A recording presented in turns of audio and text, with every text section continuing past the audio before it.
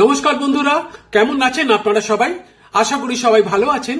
আজকে আমি চলে এলাম আরেকটি নতুন ভিডিও নিয়ে। আপনারা জানেন যে আমার এক্সপ্লোরার সমীরণ চ্যানেলটি মূলত ভ্রমণের চ্যানেল হলেও আমি আমাদের প্রিয় শহর কলকাতার বিভিন্ন ঐতিহাসিক নিদর্শন বা দ্রষ্টব্যকে আপনাদের সামনে তুলে ধরি এবং তার পিছনে লুকিয়ে থাকা ইতিহাস বা চাপা পড়ে যাওয়া ইতিহাসকে আপনাদের সামনে উপস্থাপিত করি আমার ভিডিওর মাধ্যমে। তবে আজ শুধুমাত্র ভ্রমণের ভিডিও। আপনারা জানেন যে আজ থেকে 150 বা তারও বেশি বছর আগে বাঙালিদের হাওয়া বদলের জায়গা ছিল মধুপুর, শিমুলতলা, গিরিডি, যোশীটি, দেওঘর প্রভৃতি জায়গা। তখন এইসব জায়গাগুলোকে বলা হতো পশ্চিমের দেশ বা হাওয়া বদলের দেশ।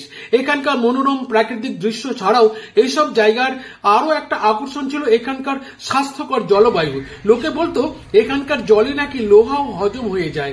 সেই জন্য কলকাতার অবস্থাপন্ন ধনী, অভিজাত, শিক্ষিত, বিলাসী ও শৌখিন বাবুরা এইসব জায়গায় অনেকটা জায়গা নিয়ে এক একটা বিশাল বিশাল বাগান বাড়ি বানিয়েছিলেন। সেই সময় কলকাতার মানুষদের সারা বছর পেটের রোগ লেগেই থাকতো, কিন্তু এখানকার জলবায়ুতে সেই সব রোগ নিমেষেই পালিয়ে যেত।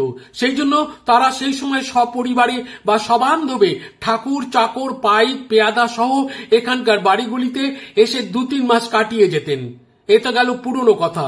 বর্তমানে কথা হলো আজকাল আমরা যারা একটু নিরিবিলি হই হট্টগোল বর্জিত এলাকা পছন্দ করি তারা পুরী, দীঘা বা দার্জিলিং এ ভিড়কে এক পাশে সরিয়ে রেখে 2-3 দিনের জন্য ছুটি কাটাতে চলে আসি আজকের দেওঘর, মধুপুর, শিমুলতলা অঞ্চলে। আমরা এখানকার শান্ত, নিরিবিলি, প্রাকৃতিক সৌন্দর্য সমৃদ্ধ পরিবেশে 2-3 দিন কাটিয়ে নতুন এনার্জি সঞ্চয় করে নিশ্চিন্তে ঘরে ফিরে যেতে পারি। আর এখানে 2-3 দিন থাকার ফাঁকে দেখে নিতে পারি বিভিন্ন টিলা, ফলস এবং তার সাথে একটি 600 বছরের পুরনো কালীবাড়ি। আজকে সেই কালী মন্দিরের কাহিনী আপনাদের শোনাবো। আপনারা দেখতে থাকুন ভিডিওর পরবর্তী অংশ। নমস্কার বন্ধুরা, কেমন আছেন আপনারা সবাই? আশা করি আপনারা সবাই ভালো আছেন। আমরা মধুপুর, শিমুলতলা বেড়াতে গিয়ে বিভিন্ন দ্রষ্টব্য স্থান দেখতে দেখতে পৌঁছে গিয়েছিলাম পাথরোল কালীবাড়ি। পাথরোল কালীবাড়ি অতি প্রাচীন কালীবাড়ি। চলুন আমরা পাথরোল কালীবাড়ি গিয়ে পাথরোল কালীবাড়িটি দেখিনি এবং সেখানকার ইতিহাস সম্পর্কে জেনে নিই সেই মন্দিরের পুরোহিতদের মুখ থেকে। চলুন বন্ধুরা, আমরা যাই পাথরোল কালীবাড়ি। আমরা এসছি পাথরোল কালীবাড়ি। কালীবাড়ির কাছে দেখুন একটা বাড়ি রয়েছে, দোতলা বাড়ি। বাড়িটা দেখেই মনে হচ্ছে সেই এও একটা পুরনো সাবেকি আমলের বাড়ি, কিন্তু এখন সেটা আর মনে মালিকানা নানা বদল হয়ে গেছে। দেখতেই পাচ্ছেন আপনারা, পেরিমেন্টটা দেখছেন, বাড়ির ছাদটা দেখতে পাচ্ছেন, বুঝতেই পাচ্ছেন যে বাড়িটা সেই আমলের বাড়ি, কিন্তু এখন সেটা দখল হয়ে গেছে।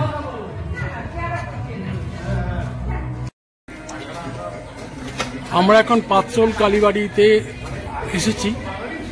এটা পাথরোল কালী মন্দির। আপনারা দেখতে পাচ্ছেন মা পাথরোলেশ্বরী দক্ষিণা কালী মন্দির, পাথরোল, মধুপুর জেলার দেওঘর। তো আমরা এবার পাথরোল কালীবাড়ির মন্দিরের ভেতরে প্রবেশ করব। এখানে পুজোর ডালি দেবার দোকান রয়েছে, ওই যে রাস্তা দিয়ে আমরা এসেছি। আমরা এবার বাড়ির ভেতর, মন্দিরের ভেতরে ঢুকবো।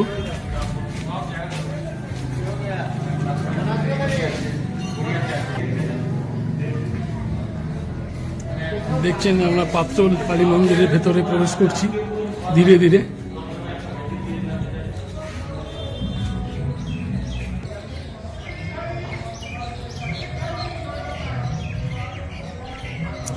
আপনারা দেখছেন পাথরোল কালী মন্দির, মধুপুর দেওঘরে। এটা বলছে দেওঘর। আর সামনে দেখছেন দুটো হাঁড়ি কাঠ রয়েছে, দুটো, একটা বড়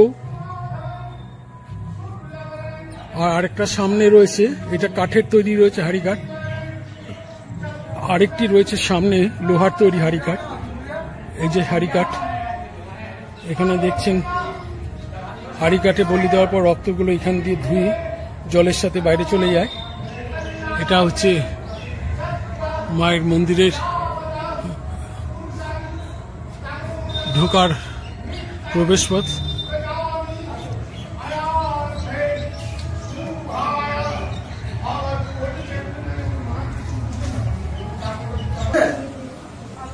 Bas cam, ada na bas cam.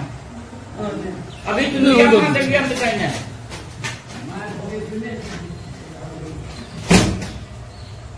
Shri Vishnu ग्रह दोष मनोदोष सर्व शांति हेतुकाम महामाया जगत जननी कालिका श्री चरणे पूजा संकल्प कर्मा करिष्ये मैं चरणे लौट जावा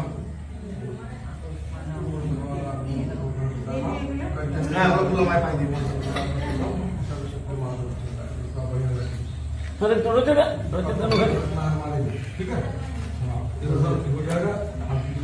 আসুন মায়ের ভোগের দক্ষিণা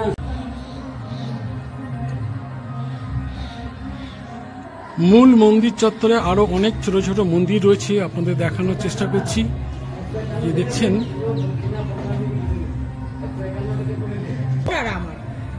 এটা হচ্ছে হোমকুণ্ড যজ্ঞস্থল, এখানে যজ্ঞটজ্ঞ হয়। ওটা কোনো পাথরের না, ওইটা কিছু বৈশিষ্ট্য আছে। এটা কোনো আছে শিলাটা, যাই হোক এটা কোনো ব্যাপার না। তো এখানে হোমযজ্ঞ হয় বোধহয়, হোমকুণ্ড।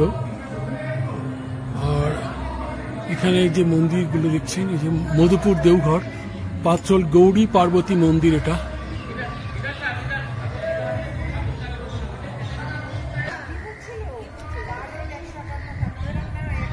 এটা হচ্ছে রাম মন্দির। এই মন্দিরটা সামনের অংশ জগমোহন যেটা আছে সেটা হচ্ছে দোচালা বা এক বাংলা, আর মন্দিরের চূড়াটা হচ্ছে উড়িষ্যার একদেউল রীতিতে তৈরি। এটা হচ্ছে মহাদেবের মন্দির, আর এইটা হচ্ছে জোর বাংলার স্থাপত্য শৈলীতে নির্মিত। এটা রাধাকৃষ্ণন মন্দির, এই যে বাঁদিকে যে মন্দিরটা, আর ওইটা একটা কিসের মন্দির বুঝতে পারছি না। আর এখানেও হাড়িকাঠ আছে দেখতে পাচ্ছেন, এখানেও। এটা হচ্ছে মা মনসার মন্দির, এই যে একতলা দালান মন্দির, উপরে দেখছেন দুটো সিংহ দুপাশে রয়েছে। এটা হচ্ছে মা মনসার মন্দির। এখানেও বলি টলি হয়, দেখছেন এখানেও দুটো হাড়িকাঠ রয়েছে, একটা এখানে বড় একটা কাঠের রয়েছে, আর এইটা লোহার রয়েছে। এই যে এটা হচ্ছে লোহার হাড়িকাঠ, আর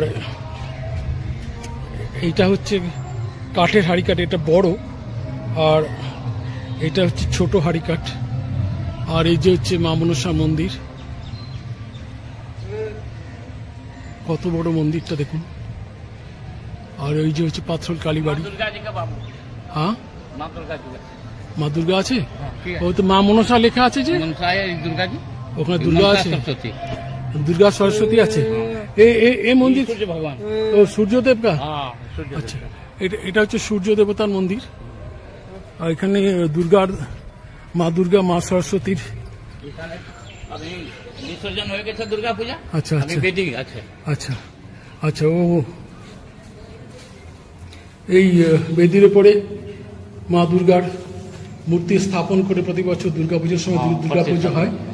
আর সরস্বতী ঠাকুর কোথায় পুজো হয়? ওখানে আর মনসা পূজা ওই ভাদর में আচ্ছা ঠিক আছে, ঠিক আছে। মন্দির চত্বরটা দেখাচ্ছি আপনাদের আরেকবার।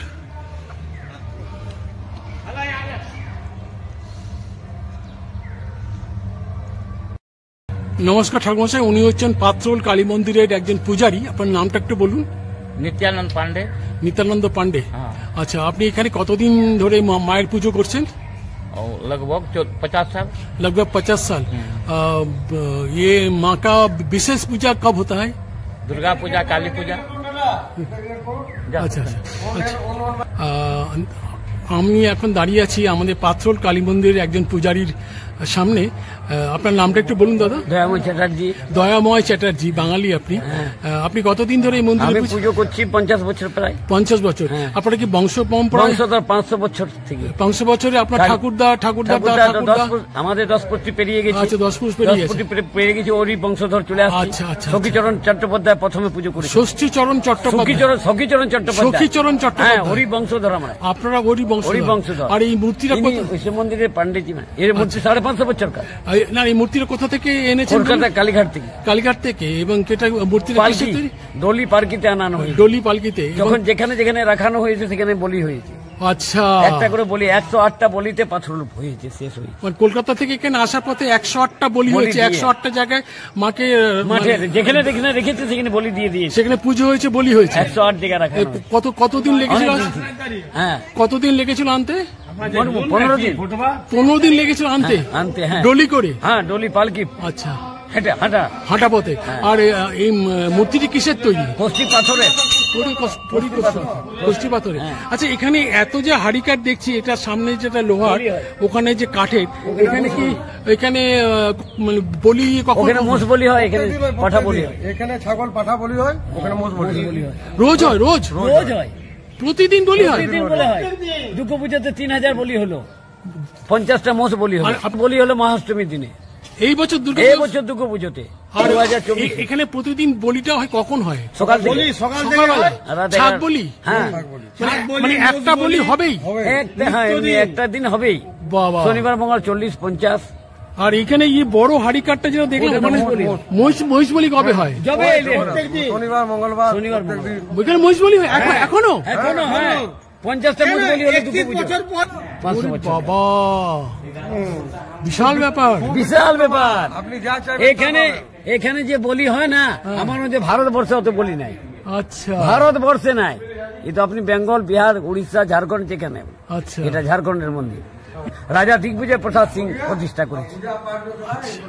ঠিক আছে ঠাকুরমশাই, আপনাকে অনেক অনেক নমস্কার। আমরা আমাদের অন্য জায়গায় যেতে হবে, হাতের সময় বড়। ঠিক আছে, ভালো থাকবেন, আশীর্বাদ করবেন। আচ্ছা, নমস্কার। আমরা এসেছি পাত্রোল কালীবাড়িতে মায়ের দর্শনে। এসে দেখি এখানে ছট পুজো উপলক্ষে রাস্তায় আলপনা দেওয়া হচ্ছে। আর এই দাদা আলপনা দিচ্ছেন, দেখুন কি সুন্দর। এখনো আলপনাটা কমপ্লিট হয়নি, কিন্তু এখনই ভালো লাগছে। কমপ্লিট হলে আরো ভালো লাগবে। দাদা, আপনার নামটা একটু বলবেন? हाँ? प्रीतम शाह। उत्तम साहा। प्रीतम शाह। प्रीतम साहा। आप यहाँ पर रहते हैं क्या? अच्छा, ও এটাই আপনাদের বাড়ি আছে? আচ্ছা अच्छा अच्छा अच्छा। हाँ, सबसे बड़ा पेंटर है। अच्छा अच्छा दादा। বন্ধুরা, পাত্রোল কালীবাড়ি সম্পর্কে আপনারা পাত্রোল কালীবাড়ির কয়েকজন পুরোহিতের মুখ থেকে বিভিন্ন তথ্য আপনারা পেলেন। শুধু তার সঙ্গে আমি দু একটি কথা জুড়ে দিতে চাই যে এই মন্দিরটি প্রায় আজ থেকে 600 থেকে 700 বছর আগে তৈরি হয়েছিল। তৈরি করেছিলেন স্থানীয় রাজা দিগ্বিজয় সিংহ।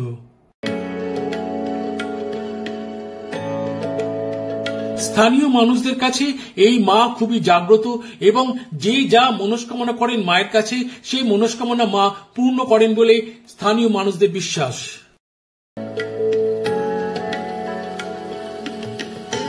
যারা মধুপুর, শিমুলতলা বা দেওঘর বেড়াতে আসেন, তাদের মধ্যে অনেকেই এই পাত্রোল কালীবাড়িতে আসেন, এসে মায়ের দর্শন করেন, মাকে পুজো দেন এবং প্রতিদিন ভক্তদের আনাগোনা তো আছেই।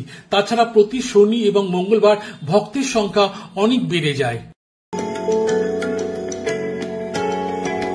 এই মন্দিরের আরেকটি বৈশিষ্ট্য হলো যে এখানে প্রায় প্রতিদিনই বলি হয় এবং শনি মঙ্গলবারে বলির সংখ্যা আরো বেড়ে যায়। এছাড়া আপনারা পুরোহিতদের মুখে শুনলেন যে দুর্গাপুজোর সময় কি হারে ছাগ এবং মোষ বলি হয়ে থাকে।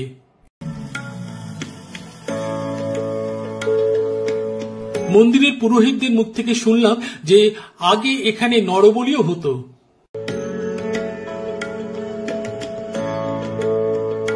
মন্দিরের দুর্গাপুজো ছাড়াও মহা সমারোহে বা সাড়ম্বরে কালীপুজো অনুষ্ঠিত হয়ে থাকে এই মন্দিরে। সেই সময় এখানে প্রচুর ভক্তের সমাগম হয় এবং একটি মেলাও বসে সেই সময়।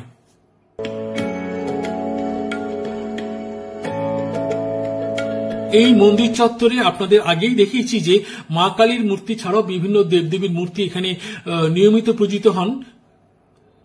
বন্ধুরা, আজকের ভিডিও তাহলে এখানে শেষ করছি। কেমন লাগলো আজকের ভিডিও? যদি ভালো লেগে থাকে তাহলে প্লিজ লাইক, কমেন্ট ও শেয়ার করবেন এবং আমার চ্যানেলটিকে সাবস্ক্রাইব করে আমার পাশে থাকবেন এবং এইরকম নানান আকর্ষণীয় ভিডিও উপহার দিতে আমাকে উৎসাহিত করবেন। সবাই খুব ভালো থাকবেন, সুস্থ থাকবেন এবং আনন্দে থাকবেন। আজকের ভিডিও এখানে শেষ করছি। নমস্কার।